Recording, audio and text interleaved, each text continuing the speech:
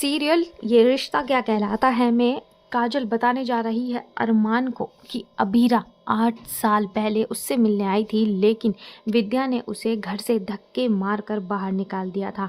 आज अबीरा तुम्हारे साथ नहीं है, तुम दोनों के बीच में इतनी गलतफहमियां हैं तो उसकी जिम्मेदार कोई और नहीं बल्कि विद्या है, जिसे देखकर अरमान को काफ़ी गुस्सा आता है कि उसकी माँ ने ये क्या कर दिया। जाने अनजाने उसकी माँ ने अरमान और अबीरा को हमेशा के लिए अलग कर दिया।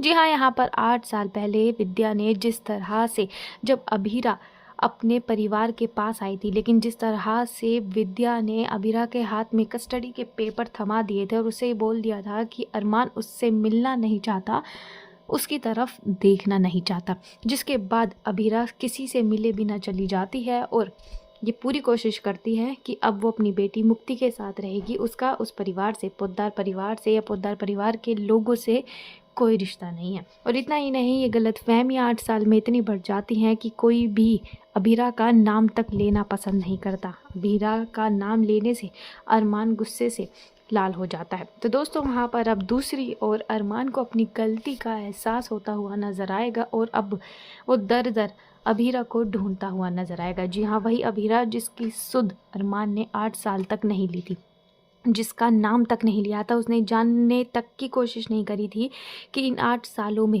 अबीरा जिंदा भी है या मर गई।